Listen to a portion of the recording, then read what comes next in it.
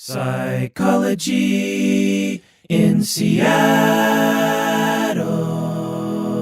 So, Bob, a bunch of people submitted a bunch of questions on Facebook for you and I to answer. And we recorded an episode in which we answered a lot of the questions, but we didn't get to all of them. So I thought I'd have you back on the show to answer the final Facebook questions. What do you say, Bob? Yeah. This is the Psychology in Seattle podcast. I'm your host, Dr. Kirk Honda. I'm a therapist and a professor. Who are you, Bob Gettle? I am a therapist in practice here in Seattle. I run that DBT skills class, do a couple counseling. It's very interesting to me. And you and me have been friends for 26 years.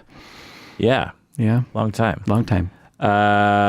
26? 24? 25? 25. 25. 20. Wait, was it? We started in 1995. Yeah. Yeah, so 24. It's hard to, there was a period of 2 years when I did not lay eyes on you once.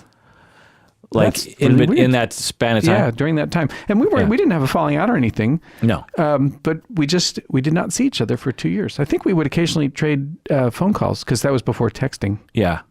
Yeah. Yeah, I mean, there's been ebbs and flows of lifestyle. I mean, Yeah. I've, gone through just one period of time in my life. From 2010 to 2014, I was getting my doctorate. Oh, well, yeah, you're a busy guy. Holy cow. Man, I mean, it was, Yeah. I was full-time at Antioch as an instructor. Right. I had a half-time private practice. Yeah. I was going to full-time doctorate school. In fact, I was going a little faster than full-time. Wow. I always had an internship during the doctorate, which was a full-time job my final year. Yeah. There's all these ancillary things you have to do with graduate school. Like you have to be in therapy. You have to get all this extra supervision. You had to be in therapy? Yeah. Antioch now requires therapy for all students now. Yeah. I know it's dicey, but I like it. Yeah. As program chair, I was hesitant to do that because I hate piling on requirements that are wonderful suggestions, but seem a little controlling on some level. Plus, to make people go to therapy when they don't want to, feels a little funny because what good does that do? On the one hand, I mean, that's the big problem with it, right? But on the other hand, it's sort of like you want to be a therapist and you haven't been in therapy? Like, what's that about? Totally. But there's so many things like that. Like, you want to be a therapist, but you don't like to talk about your feelings. Like, I'm not going to force someone to talk about their feelings. I'm going to say, it's going to be really hard to be a good therapist and to survive every day if you don't talk about your feelings. But I want things to be more of a guidance issue than a control issue. Maybe a person would then just talk about why they don't want to talk about their feelings. Well, what's that like? Yeah. Instead of just, this is the rule. Yeah, follow it. Yeah, I get you. You're right. Another thing I struggled with as program director was because some programs require people to be a member of the professional organization that they're accredited by. So, oh, really? Yeah, if you are a mental health counseling program, then there's this movement to require the students to be members of ACA. Marriage and family therapy programs, there's this movement to make the students members of AAMFT. And although I thought it would be a good idea if everyone was a member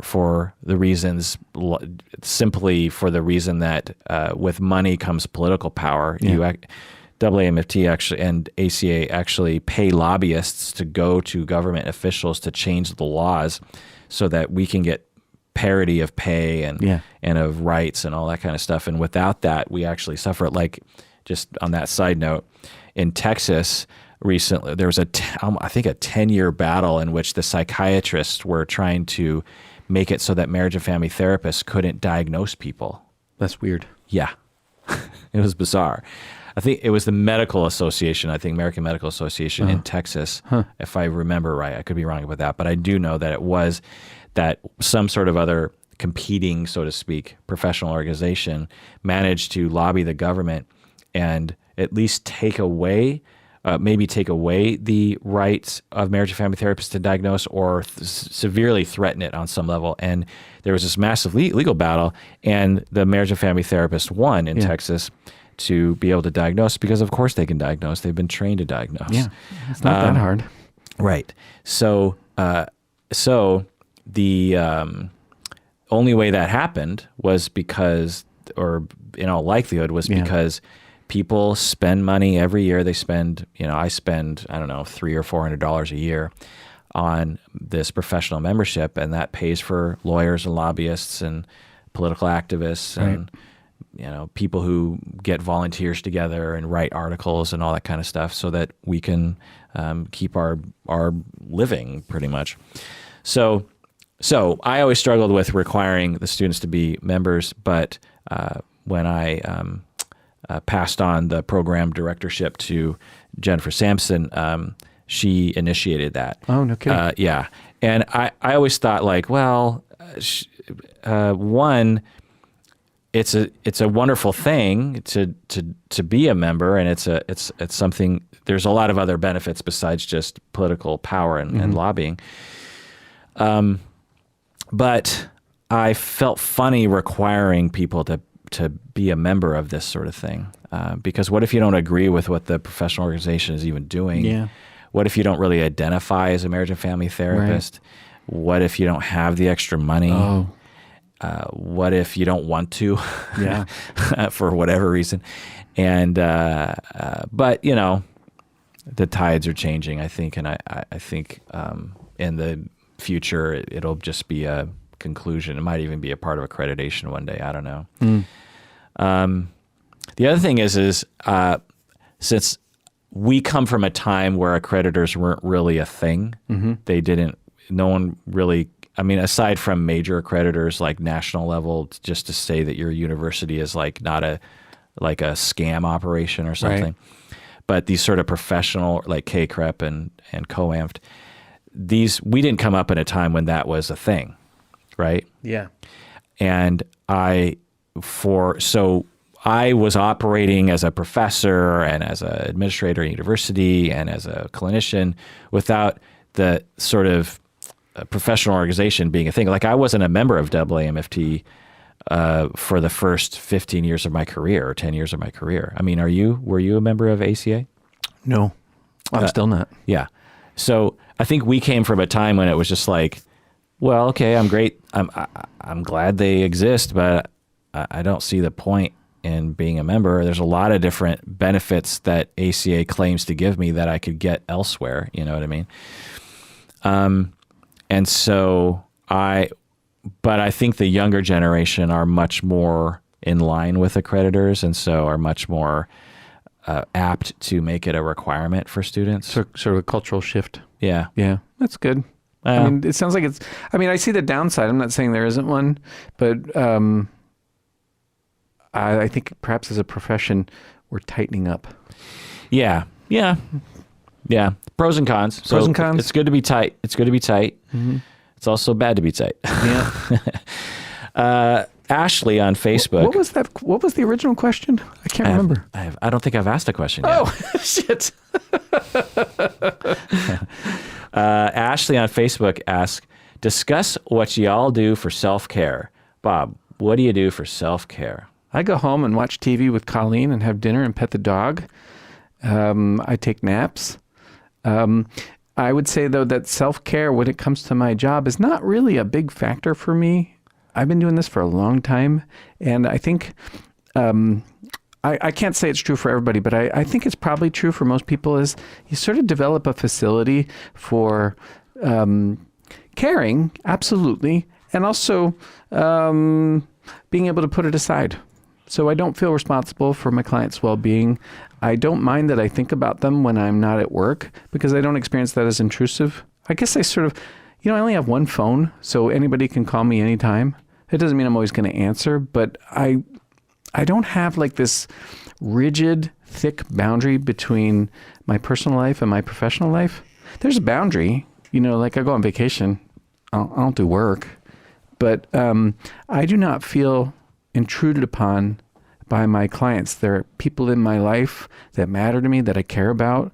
So the risk there would be that you'd get burnt out because you'd be too invaded and too accessible or something. So what do you do to manage that?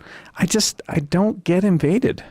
People just don't really. Yeah. it Yeah, I doesn't- have the same. Like I have one email address Yeah. for the most part. I have one telephone number. Right. Definitely only one telephone number. Yeah. And it's the same phone for my mom, for Right. my clients, Right. for people at work, blah, blah, blah. And people don't really call me very much. No. You see clients at home. And I see clients in my house. Yeah. Yeah. So it's a myth that, Yeah. the What About Bob movie. Oh, where, right. Yeah. Where clients are showing up at your house Right. and constantly calling and constantly emailing and stuff. If anything, I will tell people, you could call me. That's what I say. You could email me Right. instead of suffering in silence. Right. In fact, I've gotten in the habit of telling particularly students, because most of my clients don't really need that kind of service, but my students in class, will be, I'll be talking, there'll be a big group there, blah, blah, blah, but they'll have a question that they don't feel comfortable asking in front of the group, or it'll occur to them midweek or something. And it'll occur to me at some point, or I'll become aware that they had this massive question and they didn't even reach out to me. And so I've gotten in this habit of telling people, so don't be afraid to contact me with any of your questions. I've reached a point in my career where I have a lot of free time. Yeah. Which is really true. Uh-huh. I have so much free time. Pretty much every minute I spend on this podcast is quote unquote free time that I don't have to do. Yeah.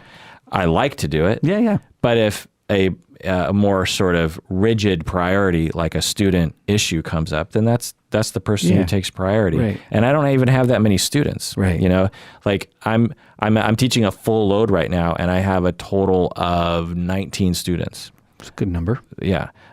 So it's not hard to help them. Same with my supervisees. I have, 6 or 7 private practice supervisees. Yeah. And it's the same thing to them. I'm like, do not hesitate to reach out to me. Yeah. Worst case scenario, I'm busy, but I will never be upset at you for reaching out. Right. And I turn my phone off at night, so don't worry about calling too late or texting too late or something. I learned to take vacations from Colleen. I never took vacations before. I'd take time off and go visit my family back east. Yeah. But that's not really what I have come to learn what a vacation can be. And those are really good self-care. I didn't realize, you take 2 weeks off, it's changes your brain. Yeah. And you can't know that until you do it. Right. And when we first met, she's like, well, I want to take 2 weeks off, so there it is. And I'd be like, I'm not going to have a practice if I take 2 weeks off. I was so scared. And then she's like, well, we're doing it. And I'm like, okay, we're doing it. And then I took 2 weeks off. I was like, that's the best vacation I ever went on. It was really useful. Yeah, I think it's a bane for private practice clinicians. I was certainly like this, where you enter graduate school, usually in your 20s, early 30s or something. Yeah. You probably haven't had a lot of good benefits to that date, anyway, right? No. You've probably max had something like a 2-week thing per year. Yeah, right. Monday through Friday, kind of 9 to 5 grind before that, or you were in college the whole time or something. Right. You go to school, there's not much breaks in school. No. There's breaks in between terms, but usually, that's not so, revitalizing. And then you become a therapist and you work at an agency. Those don't have good benefits. Then you go into private practice, and in the beginning, you're so desperate for clients that you'll be damned if you'll take a vacation and risk losing a client. Right. You'll do everything you can to retain those people. And then 5 years go by, and you're still kind of building your practice. Yeah. You're still not quite secure money-wise. You're still maybe paying off your student loans. There's all these factors, and you're like, well, okay, maybe I can take a long weekend or something. Yeah, right. But I'm definitely not going to take 2 weeks. Yeah. That's insane. And then by the time you're 15 years into your practice, it's just a habit that you're in. Yeah. That you just don't have this practice of saying, you know what, I'm going to take some time off. Yeah. I can't remember. There was one point 5 years ago or something. I went on a long vacation, something like 11 days or something. And I tracked back how long it had been since I had taken, even close to that much of time off in a row. And it had been something like 15 years. Wow. It was way before I was a therapist or something. And yes, it is, and you use the phrase accurately of it changes the brain. Yeah. People think of vacation as like, oh, it's just fun, Yeah. It's like you take a break. Yeah, and it actually does change the brain. Yeah. Your brain wires itself differently. Everyone who has long vacations can attest to this. You come back not only with more energy, but a different perspective. Yeah, perspective. You can see things more clearly, better priorities. And the other thing is your relationships. Usually we vacation with people that we are, in relationship with, that we have love relationships with, or family relationships with. And those kinds of experiences are, again, change the brain in terms of how you relate to other people. The bond that you feel is not just a story you tell yourself, it's a thing you experience. And you can't do that on the daily grind, really. It's hard. It's really hard anyway. And think of like if you're in a relationship and you're experiencing some distance, a little bit of rockiness, imagine what it would be like to go on 2 weeks of even a staycation, right? Just like no distractions. Oh, yeah, absolutely. Yeah. In fact, sometimes that's better because there's no stress of money or agenda or flying or something. Yeah. Anyway, what I do for self-care are the following things. I exercise. I walk on the treadmill real fast. That's what I hate running. I love walking. I hate exercising hard, but I like getting a little sweaty. So, I mean, even when I was at the top of my conditioning game, when I played football in high school, we would run all the time and exercise all the time. I was still kind of middle of the pack when it came to long distance running. I could sprint pretty well. I had a pretty good 40 for my class, I suppose. But anyway, so I've realized that about myself, that I'm not a jogger. I'm an exerciser in that way. Anyway, so I do that. I try to eat well, but here's the thing. Every few days, I like to just completely go off the rails in terms of eating and drinking. Oh, and really? Yeah, yeah. I just figured I just need that. Like yesterday, me and Stacy went to see a movie, the Spider-Man movie, and we like to go to this one. It's like the Cinnabar up in Montlake. It's they took out every other row and put in tables, right? Yep. So you get a waiter, you get food, you get drinks, and I had like a hamburger and fries and pizza and popcorn and Wow. So it's not healthy, but it is something that I figure I need. Like every once in a while, I need that pizza, I need that hamburger, I need whatever. Dairy Queen is not about nutrition. Right. And I've just admitted that, like, if I don't do that, something bad will happen, like I'll binge too much or something, Yeah. And so I consider that to be kind of self-care. Self-care, sure. Yeah. Another thing I do for self-care is I figure out the rhythm of my week, because there's a rhythm of my week anyway, where, Monday's different from Thursday. Oh, for sure. And a lot of it has to do with the way I've organized my work and everything like that. And so noticing those times and thinking ahead of what I need to be doing to take care of myself during that time is important, I think. Physical affection from humans and also from animals, from my cat. Your cat. And also late night YouTube rabbit holes of just watching a lot of comedy, Dr. Steve Brule, Conan O'Brien, Billy on the Street, that kind of stuff. Definitely makes me feel better. Also, Ashley on Facebook asks, recommendations for therapists in training. What do you think, Bob? What kind of recommendations? Just general? Like what should you do when you're a therapist in training? Yeah. Yeah. Learn every fucking thing you can. Yeah.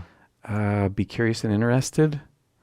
I'd say be as open as you can about how it's going in your sessions, even though that's really vulnerable. You learn more by your failures or your tough moments than you will by your successes. That's just true. Don't be shy. Ask a lot of questions. I'm talking about asking questions of colleagues who are safe or supervisors, presuming you have one that you feel safe enough with. Take cases that you're afraid of and get help. Why aren't you a supervisor, Bob? Oh, this is a hard thing to talk about. Okay. My experience in supervision has a lot of punishment in it. And one of the things that From supervisors who supervised you? supervised me have been punishing to me. I've had a lot of really good supervisors. Ones I'm so grateful to have had, so helpful to me, really, really fabulous. The significant part of my experience of being supervised has been punitive. And the other thing that happens for me is I can get really anxious about trainees' greenness. Well, why would your bad experiences in supervision make you not want to provide supervision?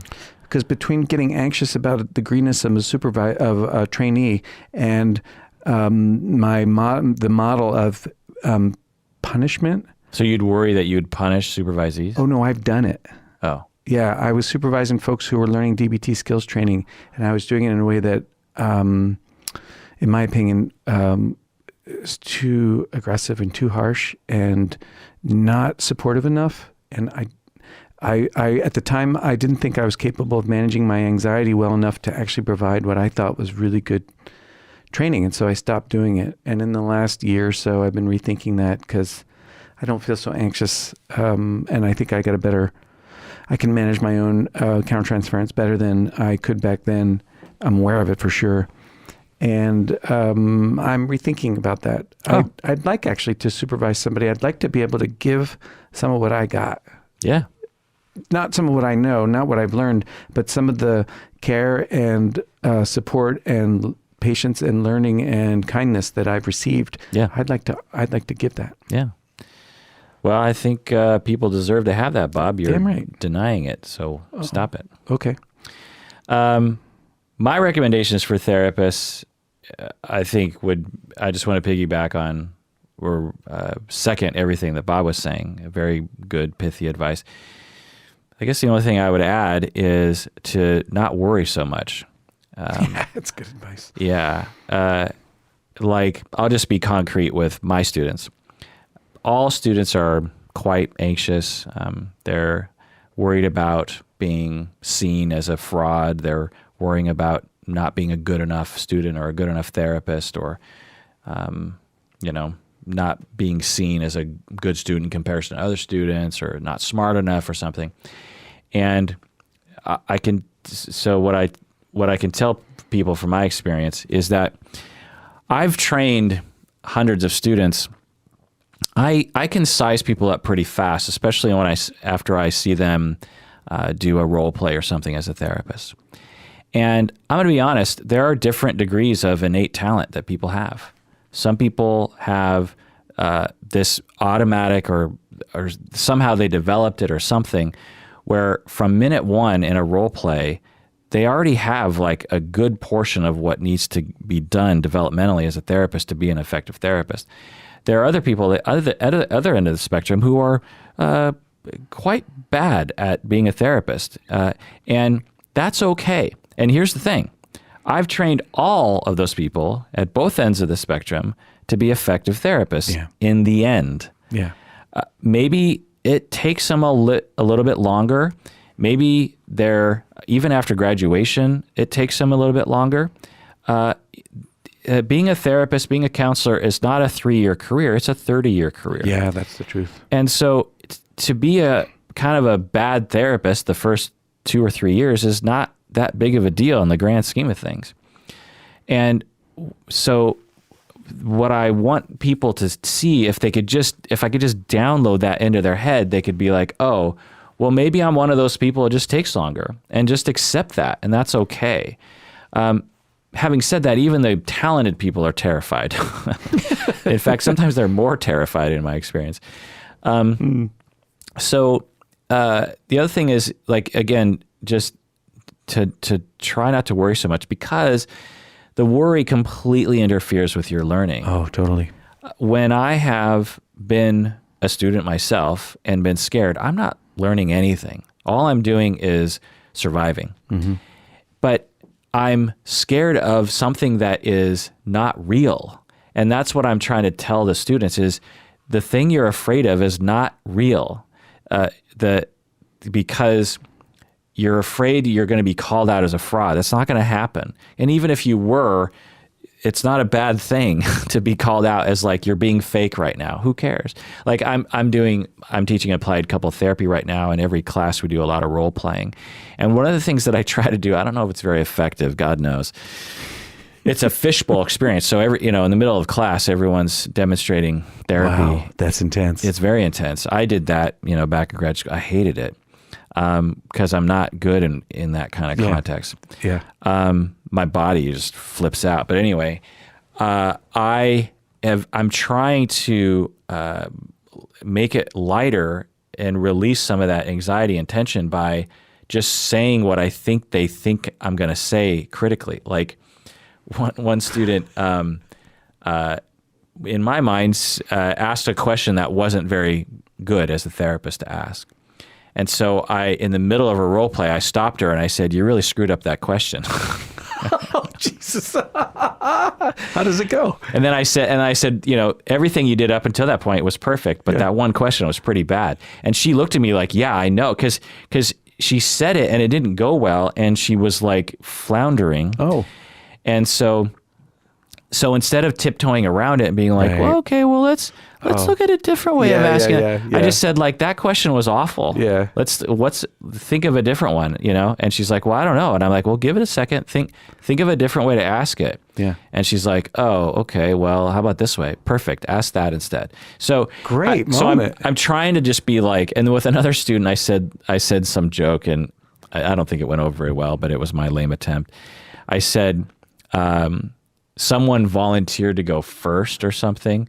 And I said, well, nothing's on the line except for, the future of your career or something. And I thought it would go over better because, of course, I'm joking. But like a couple people were like, oh, man. And I thought, come on, people. Like, missed the irreverence. Of course it's a joke. Yeah. So I just wish that people would relax. I like the radical genuineness in all of that. Yeah. I imagine that your student, it might have been a tough moment when you said, well, you screwed that up or whatever it is you said. But, like she took a moment. The other day I was in a session with somebody and I asked some lame fucking question. And I said, "You know what? That was kind of lame. Can I get a do-over?" And I just stopped. And I reset and I did my do-over. You just were teaching her to do that. Yeah. Brilliant. Yeah. I mean, the other thing is I can't really help it because I'm at this stage of my career where I'm like the old crotchety veteran. Oh, shit. Where I can't not say things that are there are moments when we're in staff meetings with all the faculty. There's like 20 of us or something. Oh, yeah. And something will happen. Like recently, I have to be careful because I think my boss's boss's boss listens to the podcast, I think sometimes. Well. I'll just say it. So he made a mistake. My boss's boss's boss made a mistake, and he's a good guy, and I trust him, and I feel like we're friends. But he wasn't in this meeting, and they were saying something that he did, and I just went, what? Like some expletive, like what the fuck did he did what? Yeah, and a lot of the people are new. In fact, vast majority of them. So they just kind of look at me like, wait, you can say that about him? And I shouldn't be saying shit like that. I don't know. But I can't help it. There's a turd on the table. You just pointed at it. But I don't think it helps anybody when I do stuff like that. Well, okay. Well, let's check for a sec. What has happened since? I don't know. Like, there's a lot of behind the scenes stuff because I'm not program director anymore. Right. So I'm really not privy to, and I avoid certain meetings that involve those kinds of conversations. So, okay. Do you have any information about what's happened since? Not really. Not. Oh, okay. So it could have been bad. It could have been good. Well, at the very least, there was a moment of wake up because you told me about this event. Oh, I did? Yeah, you did. So I know about this event. Oh. There was a moment of wake up that was necessary, because it's like we were talking about in the last podcast, how one voice can get in and then just have this impact, and it sort of sends everybody down this road. And here you are being the voice of, in this case, dissent, but also the voice of reason and wisdom. Like, hey folks, here's the bigger picture. I know you're looking at me like like you're not so sure, but the truth is you are sure. You know that what you said was true. I know it's true. It is true. I know I like it. I know I think it's wise, but I don't know what other people think. Well, it's hard to be the lone voice out, at least the lone loud voice. Yeah. Maybe everybody else is 15 people in there are thinking the same kind of thing, and, maybe too scared to say it because they're the new kid on the block or whatever. And yeah, I think what it is I'm not used to being that person. Yeah. Like, right. I'm the nice guy. Right. I wasn't a speaker outer in any context. Oh, look at you now. And I probably always had thoughts, but I've never been that person. Hey, here's what's fucked up. You do this podcast, and in my opinion, the best thing about the podcast is how you're a speaker outer. But I'm only in the room with one person. I don't care. But that's the difference. That's what I'm saying. It's like, fair enough. When I'm by myself or with one person or a few people I trust or something, I don't mind being the speaker outer. Mm-hmm. There's something very, very uncomfortable to me about being a speaker outer in a group of people, like 10 plus. I think everybody can relate to that. That is hard to do. Because I can't know what everyone's thinking. You can't.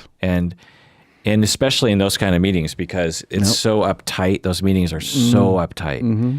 And people are so rigid and quiet. Mm-hmm. And half the people are just on their laptops on Facebook. It's like no one's paying attention. Oh, wow. Yeah. I'm that person sometimes, which is bad. But not in that moment. Anyway, so let's wrap up with one more question. Let's see. What one do I want to get to here? Josh on Facebook asks, I already did Josh. Balas, I don't know if I'm sure I'm not pronouncing your name right. Facebook Balas, probably Balas. What can't therapy help with? I'm curious, where is the line between when you can help a patient and when you can't? So this is a different weird. Do you understand this question? I think he's asking about the limitations of therapy. Yeah. I think that's what he's asking. Okay. So he's asking about what's not treatable, I think. Well, I think that, but also certain things that are under the purview of therapy. Like the thing that I thought of was, and I don't know if this is answering their question, is that I can't take away the pain of people's lives. No. When someone is grieving something, they're going through a divorce, or they feel very hurt by their spouse or something, or I don't know. I can't take away that pain. Of course, they want the pain to go away. And sometimes they'll explicitly ask me, what do I do to take the pain away? That's a limitation of therapy, that I think isn't necessarily known. And well, when you live in a culture where everything is about make it better, make it change, make it different, and you're given this opportunity to train a person or to suggest to a person that they accept their pain as a way of ameliorating it, then I can't remember what the them was going to be. Then you have people who think that therapy or something else, or that it's possible, or they should get rid of their pain. Yeah. Yeah. And in some ways, I don't want to take away people's pain. No. Life, if you could. Life is full of wonder and ups and downs, and without pain, there's no pleasure. And without pain, there's no meaning. Without pain, you're not connected to anything. So you're saying pain is not bad? No. Let's not pretend that having pain is a bad thing or a wrong thing or pathologic. I'm in pain about my dog dying not that long ago. Yeah. To take away the pain would mean I don't give a fuck about my dog dying not that too long ago. Right. I don't want that. Right. It's horrible. It's horrible pain. Yeah. So now I'm not saying that pain is wonderful in terms of emotional pain. No. Physical pain, I don't wish on anybody. That's awful. But anyway, yeah, that's a limitation. Another limitation is that I can't heal people quickly. Oh, yeah. Actually, and it makes me very sad to think about that. I wish I could help people heal quickly. I don't feel like there's a need to have people heal slowly. That's not something that I think is important for meaning. Maybe point. not immediately, but someone actually sent me a very concerned, somewhat upset email because recently I talked about treating disorganized attached people. Someone was emailing like, I have a disorganized attached client and it's really hard and it's hard to get them to open up and I feel very frustrated. And the gestalt of what I was saying was it takes time. Disorganized attachment wasn't formed overnight. It's not going to be cured overnight. It's going to take a long time. When you're disorganized attachment or when you have very complicated attachment working models and experiences, you're going to react in a very difficult way to other people. You have a lot of need and you have a lot of hopes deep down, but because you're disorganized, you don't really have a way of organizing your approach to attachments and organizing your defenses and organizing how to deal with your emotions. And a lot of people can just resort to just being standoffish and pushing people away because it's easier that way. And so it's hard to break through that wall. And so what I was saying was to the clinician, I was saying, just lower your expectations, know that, and he was talking about how it was very frustrating to him. He was just like, I'm trying to get him to do this and that, and he's just not listening. He's not opening up. And I was like, yeah, I can get that. It can be very frustrating to work with people like that. Because you see the need and they will give glimpses of being connected and then they just push you away and they don't respond or they sort of look at you like there's something wrong with you. They might even attack you. It depends. It can be very frustrating. And also it takes a long time for people. The best thing you can get a disorganized attached person to do is to develop into avoidant or preoccupied.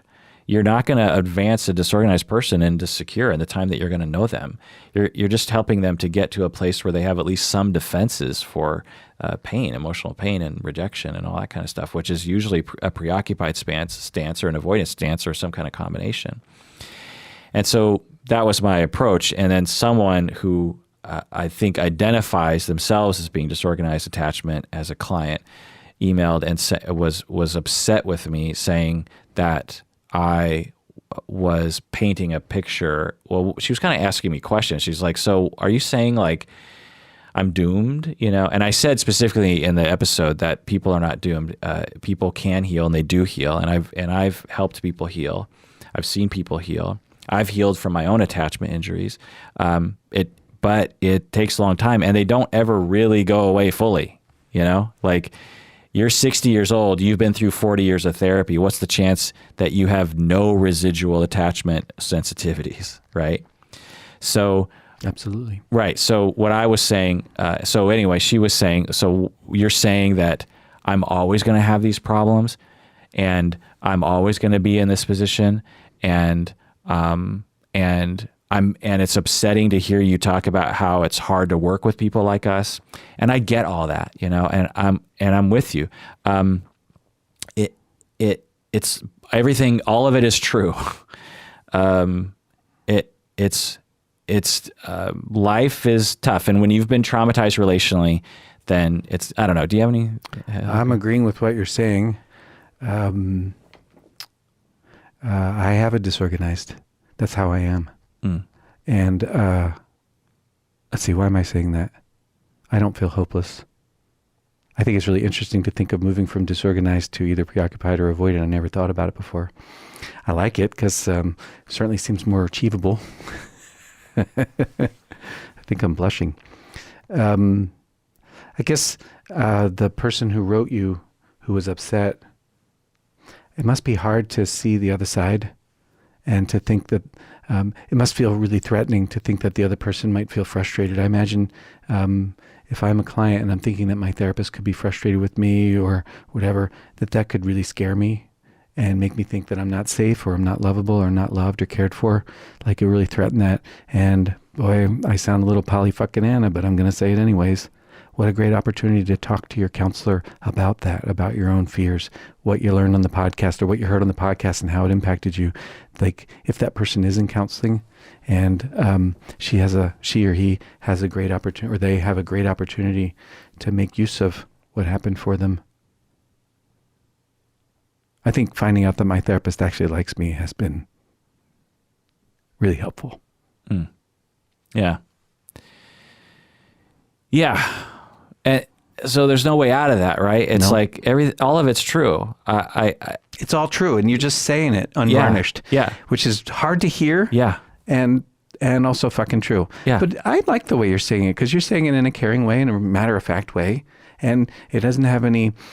It's not Pollyanna, and it's not tiptoey, and it's not. You're just kind of calling it like it is. So right. I like that. Yeah, I think that this last thing I'll say is that the alternative would be that I don't tell clinicians that it's going to be a hard road when you're treating someone who has disorganized attachment, that there's going to be some bumps and it's going to be hard and you're going to get frustrated. And the way that I think about it is, the client gives you things that you have to metabolize as a therapist. Yeah.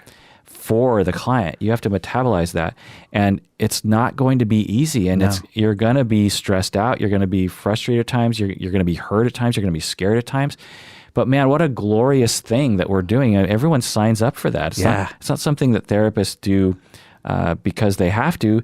They signed up to do this stuff, and that's the stuff. Like it'd be like a firefighter. It's like, well, sometimes, someone accidentally catches their house on fire, and you know what? It gets hot. And so I have to go into that house, and sometimes it's smoky and hot. Like, it's like, you don't want to say, well, I don't want to hear about your frustration as a firefighter, and that makes me feel bad as someone who caught my house on fire in accident. But it was all accidental. No one, life is hard, and we're all in this together, and we're all trying to make the world a better place, and if I could make healing happen faster than I would, I can't. No. And I know that's distressing to hear. I know it's very distressing to think about always having at least some level of attachment injury for the rest of your life, having some level of that pain, some level of that grief, some level of that trauma for the rest of your life. That's extremely distressing to think about. It's awful. It's a tragedy.